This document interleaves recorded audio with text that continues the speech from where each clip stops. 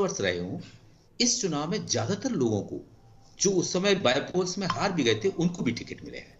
कुछ दलित जो उनके साथ आए थे एमएलए, वो जरूर ड्रॉप हुए हैं। एक चीज।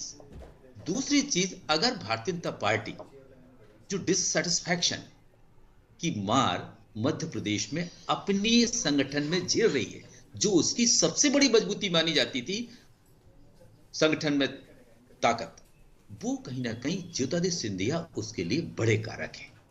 ग्वालियर चंबल संभाग में आज भी ये माना जा रहा है कि ज्योतिरादित्य सिंधिया के साथ आए लोग जो आज चुनाव मैदान में हैं, वो ज्यादातर लोग फंसे हुए हैं।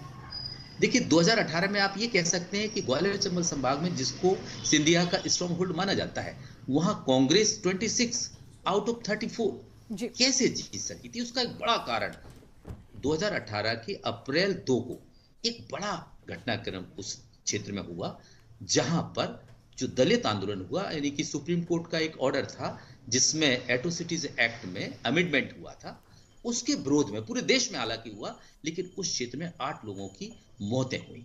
वो जातीय संघर्ष भी बन गया था।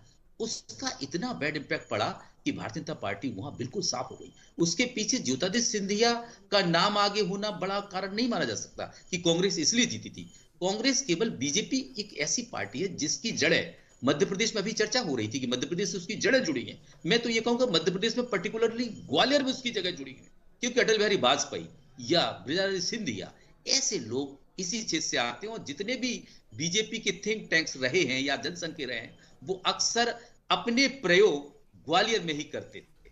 तो इसलिए ये रीजन बीजेपी का गढ़ हमेशा से माना जाता रहा। लेकिन ज्योतिरादित्य के आने के बाद चाहे बाईपोल्स हुए हों, उनके क्षेत्र में वो खुद कई सीट्स पर हारे, या फिर लोकल बॉडी के इलेक्शंस हुए, उसमें पब्लिक ने यहां दिखाया, यानी कि पार्टी नाराज हो गई, पार्टी का वर्कर उनके पार्टी के साथ नहीं गया। आज भी वहां ज्योतिरादित्य सिंधिया और नरेंद्र सिंह तोमर के बीच की लड़ाई साफ साफ कार्यकर्ताओं के बीच में देखी जा सकती। इसलिए मुझे ये लगता है कि भारतीय जनता पार्टी को अगर कोई नुकसान होता है तो वो सिर्फ उस रीजन से ज्योतिरादित्य के कारण हो सकता है। लेकिन एक चीज मैं आपको अच्छी बताऊं, जैसे आप हैं, आप इतना अच्छा गुलाबी जो सूट पहने हैं, ये बहुत सुंदर है, लेकिन रोज रोज आप वही पहनती हैं।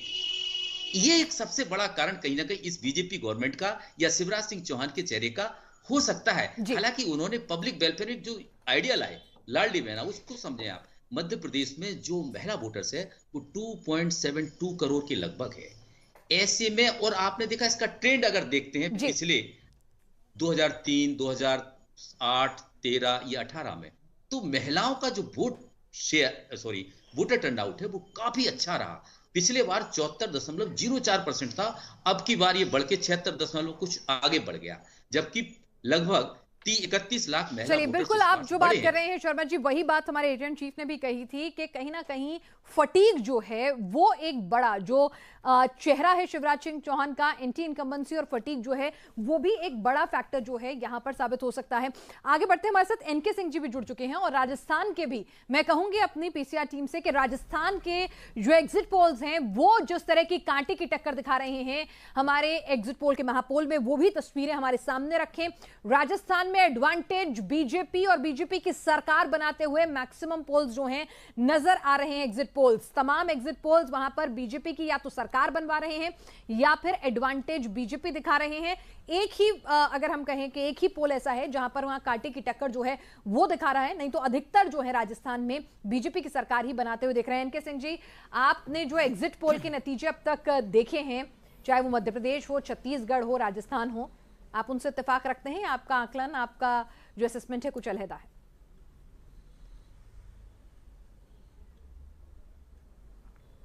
नहीं, मैं पिछले 45 साल से पोल एनालिसिस कर रहा हूं, और एग्जिट पोल को लेके मेरा अभी भी ये मानना है कि इनको कतई आप भरोसा नहीं कर सकते। ये अनसाइंटिफिक हैं और ये बहुत ही लिमिटेड इनका एरिया ऑफ फंक्शन होता है। तो इससे डिराइव करना कोई कंक्लूजन, वो भी स्टेट के लेवल पे, रीजनल वेरिएशंस है, कैंडिडेट्स के चॉइस है, मैक्रो एनालिसिस, मैक्रो परसेप्शन होता है, माइक्रो परसेप्शन होता है, तो मुझे कभी भी नहीं भरोसा रहा है। हाँ, एक चीज हम कह सकते हैं कि इसकी दो तरह से एनालिसिस होनी चाहिए। मैक्रो एनालिसिस में यह बात सही है कि अनएम्प्लॉयमेंट को लेके जो रूरल इंडिया में और जो मध्य प्रदेश के लिए भी है, राजस्थान के लिए भी है, छत्तीसगढ़ के लिए भी है, तेलंगाना के लिए भी है, रूरल इन राज्यों में जो डिस्ट्रस्ट है वो बढ़ा है और डिसकंटेंट जो है वो काफी पैरामाउंट है, काफी तेज है।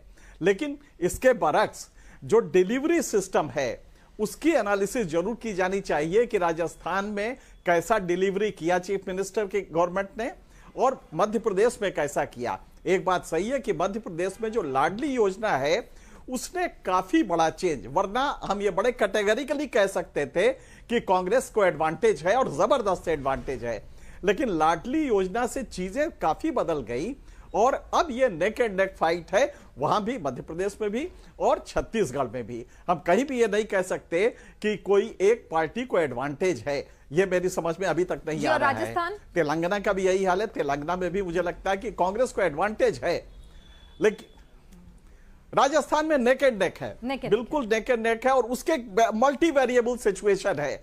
इसलिए वेरिएबल है कि सबसे बड़ी बात है कि वहां पे इंटरनल फाइट बीजेपी में भी है, कांग्रेस में भी है। नतीजा यह हुआ है कि वहां पे कैंडिडेट्स को देख के वोट किया जा रहा है। जो जनरल डिस्ट्रेस है वो तो ही है, लेकिन गहलोत सरकार ने जो डिलीवरी की है वो डिलीवरी वहां पहुंची है, इसमें कोई दो राय नहीं है। इसलिए डिसकंटेंट जो है, जो ट्रेडिशनल होता है कि वो पलट देता है, रोटी पलट देता है, सरकार इस बार पलटेगी कि नहीं, इसमें स्लाइटली डाउट है कि कितना वो पलट पाएगी, क्योंकि जो डिलीवरी हुई है खास करके हेल्थ स्कीम को लेके, ओल्ड एज पेंशन को लेके, इसकी डिलीवरी जो हुई है वो जनता के लिए बड़ी ही खुशी देने वाली रही है। लेकिन फिर भी बीजेपी का वर्चस्व कुछ इलाके में तो काफी अच्छा है, खास करके कुछ पार्ट्स में जहां ट्रेडिशनली बीजेपी मजबूत है वहां पे हुआ। फिर ट्राइबल फैक्टर देखना होगा, ट्राइबल्स किस तरफ जा रहे हैं, ये मेरे ख्याल से चीजें देखने की हैं। लेकिन हां, ये कह सकते हैं कि नेक एंड नेक है, राजस्थान में तो काफी ज्यादा है। चलिए, राजस्थान में नेक एंड नेक फाइट है, मध्य प्रदेश छत्तीसगढ़ में भी आप कह रहे हैं नेक एंड नेक फाइट है और बहुत सारे फैक्टर्स बता रहे हैं, लेकिन राजस्थान में जो वेरिएबल्स हैं दोनों पार्टियों के लिए लगभग एक जैसे हैं और गहलोत से नाराजगी नहीं है। तो राज बदलेगा या रिवाज, ये लगातार सवाल उठ रहा है। हमारे एडिटर इन चीफ मनोज गेलोला जी भी लगातार जुड़े हुए हैं। मनोज जी, राजस्थान को लेकर क्या एनके सिंह जी की राय से आप इत्तेफाक रखेंगे या फिर एग्जिट पोल्स के साथ जाना चाहेंगे? नहीं, देखिए ऐसा है कि अभी मैं यहाँ आने से पहले जो हमारे राजस्थान के हेड हैं अजय शर्मा, उनसे मेरी बात हो रही थी तो अच्छा, और उस समय एक्सिस ने आपके पोल जो थे उसके सारे के सारे वो जो है नतीजे आ गए थे। तो उनका कहना ये था कि एग्जिट पोल पिछली बारी और उससे पिछली बारी दोनों बारी में मैक्सिमम एग्जिट पोल राजस्थान के बारे में फेल हुए। तो जो एनके सिंह जी कह रहे हैं उनका भी कहना बिल्कुल वही था। अच्छा, दूसरा ये है कि लेट अस अज्यूम, हम ये अगर हम माने कि जैसे अगर हम थोड़ा पहले की बात करते तो उस समय ये था कि राजस्थान में बीजेपी को एडवांटेज बहुत ज़्यादा है। लेकिन अगर आज की डेट में नेक टू नेक फाइट है और कुछ जो बड़े ही इम्पॉर्टेंट प्रेस्टिजियस पोल अगर ये दिखाते हैं कि राजस्थान में बीजेपी पीछे है और कांग्रेस आगे है, अगर हम इसको माने तो मेरे ख्याल से इसका एक रीज़न तो ये हो सकता है कि बीजेपी की जो इंटरनल फाइट है, बीजेपी की इंटरनल फाइट में वसुंधरा ने अगर कोई भीतरघात किया है, सैबोटेज किया है, तो बीजेपी को उसका नुकसान काफ़ी ज़्यादा होगा। पहली चीज़ तो ये है। दूसरा ये है कि गहलोत ने जो भी काम करा है, गहलोत की जो भी डिलीवरी है, वो डिलीवरी लोगों को पसंद आई है।